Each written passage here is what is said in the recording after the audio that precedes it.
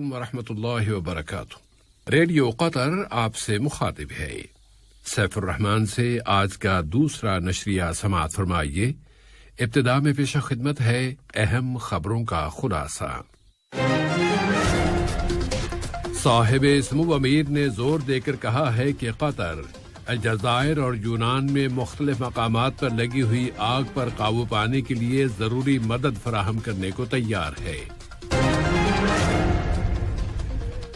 مجلس شورا کے انتخابات کی نگران کمیٹی نے ووٹروں کی ابتدائی فہرستوں پر اعتراضات اور شکایتیں وصول کرنے کی مدت مزید 1 ہفتے کے لیے بڑھا دی ہے۔ اور دوحہ میں افغانستان سے متعلق وسیع تر اجلاس جاری ہیں۔ افغان فریقوں کو تشدد میں کمی پر آمادہ کرنے کی کوششیں کی جا رہی ہیں، جبکہ طالبان نے 10ویں ریاستی دارالحکومت پر کنٹرول حاصل کرنے کے بعد اب دارالحکومت کابل کے قریب پہنچ گئے ہیں۔ سامعین، یہ تھا اہم خبروں کا خلاصہ، اور اب پیش خدمت ہے ریڈیو قطر سے آج کا دوسرا مفصل نشریہ۔ اللہ الرحمن الرحیم۔ بھائیوں اور دوستوں کی مدد کے قطری موقف۔ صاحب سمو امیر شیخ تمیم بن حمد آل ثانی نے برادر ملک عوامی جمہوریہ الجزائر کے صدر عبد المجید تبون سے ٹیلی فون پر ہونے والی گفتگو میں زور دے کر کہا ہے کہ قطر ان کے ملک میں مختلف مقامات پر لگی ہوئی آگ کے حالیہ بحران میں الجزائر کے ساتھ کھڑا ہے، اور وہ اس آگ کو بجھانے اور اس کے اثرات کا مقابلہ کرنے کی غرض سے اسے ضروری مدد فراہم کرنے کو مکمل طور پر تیار ہے۔ اسی طرح صاحب سمو امیر نے جمہوریہ یونان کے وزیر اعظم جناب کریاکوس میٹسوٹا سے بات چیت میں کہا ہے کہ قطر یونان کے مختلف مقامات پر لگی ہوئی آگ کو بجھانے کے لیے یونان کی ہر ضروری مدد کرنے کو تیار ہے۔ تو بھائیوں اور دوستوں کی مسلسل مدد اور ان کا سہارا قطر کا بنیادی موقف ہے، اور یہ موقف انسانی اور اخلاقی اصولوں پر قائم ہے۔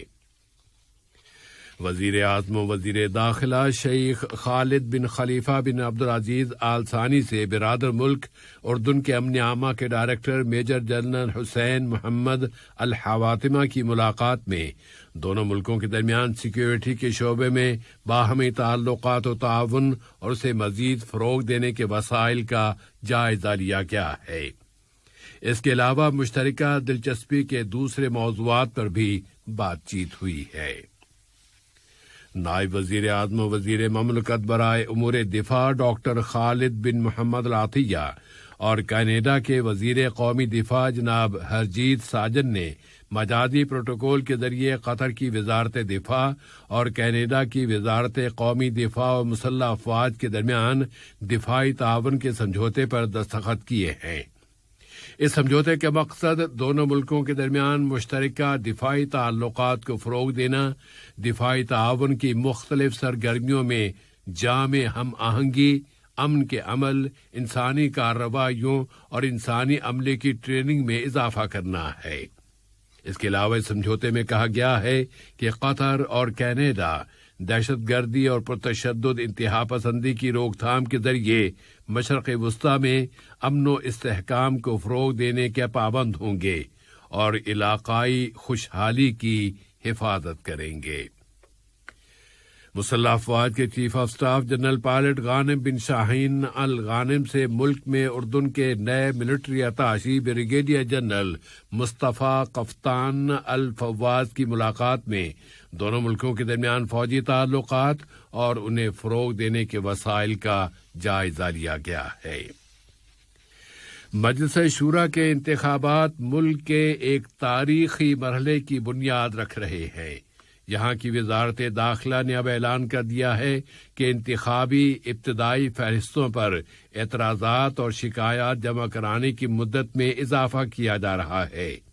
شہریوں کی بڑی تعداد کی دلچسپی کی بنا پر الیکشن کمیٹی نے فیصلہ کیا ہے کہ اب اگلے ہفتے کے دوران بھی اعتراضات اور شکایتوں کی درخواستیں وصول کی جاتی رہیں گی، اور مقررہ اوقات میں سرکاری تعطیلات کے ایام میں بھی یہ درخواستیں وصول کی جائیں گی۔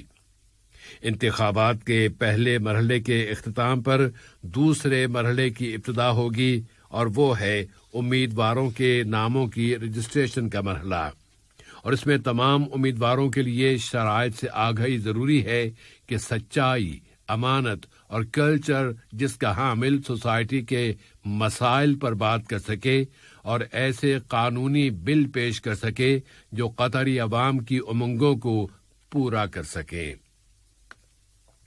ملک میں کورونا کی صورتحال کے فالو اپ میں وزارت صحت عامہ نے اعلان کیا ہے کہ آج یہاں کے معاشرے میں اس وائرس کے مزید 117 کیسز اور مسافروں میں مزید 80 کیسز رجسٹر ہوئے ہیں، جبکہ اس کے اعلان کے مطابق مزید 164 بیمار اب صحت یاب ہو گئے ہیں۔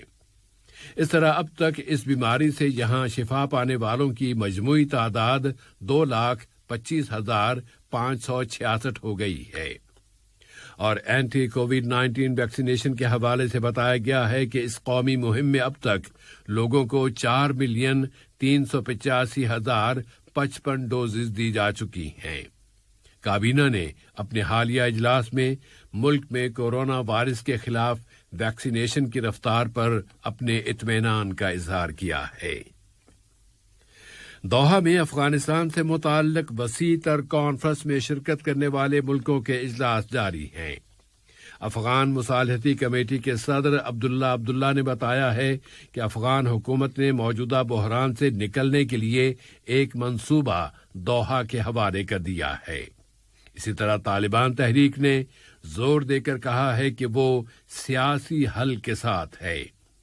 اس وقت بین الاقوامی فریق تیز رفتار حل تلاش کر رہے ہیں، تو دوسری طرف میدانی یا زمینی صورتحال میں بہت امپروومنٹس آ رہی ہیں۔ طالبان تحریک نے اعلان کر دیا ہے کہ اس نے افغانستان کی وسطی ریاست غزنی کے ہیڈ کوارٹر پر قبضہ کر لیا ہے۔ ادھر افغان وزارت دفاع نے کہا ہے کہ ملک کی شمالی ریاست بلخ میں افغان فوجوں کے ایک فضائی حملے میں طالبان تحریک کے 27 مسلح اشخاص قتل کر دیے گئے ہیں۔ طالبان تحریک نے اس ایک ہفتے کے دوران افغانستان کے 10ویں ریاستی دارالحکومت پر کنٹرول کر لیا ہے۔ آج جمعرات کے روز غزنی شہر بھی طالبان کے کنٹرول میں چلا گیا ہے۔ دراصل امریکی انٹیلیجنس نے کہہ دیا ہے کہ شمال مشرق میں 150 کلومیٹر کے فاصلے پر واقع دارالحکومت کابل اب 90 روز کے اندر اندر طالبان کے ہاتھوں میں چلا جائے گا۔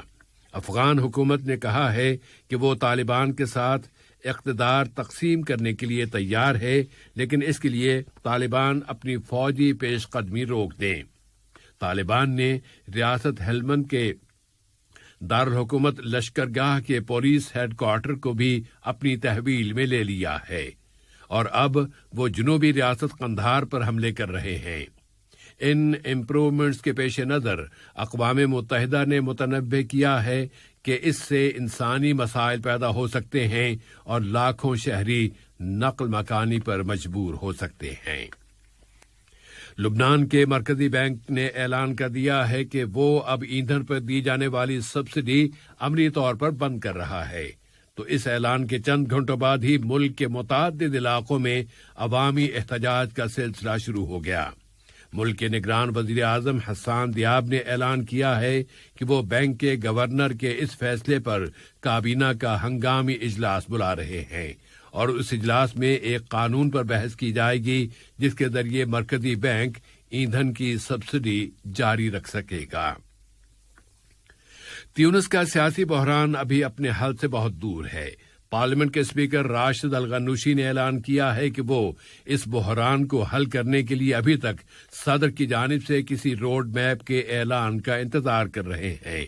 ادھر صدر قیس سعید نے کہہ دیا ہے کہ تیونس میں اس ایک ملک کے اندر کئی ملک موجود ہیں۔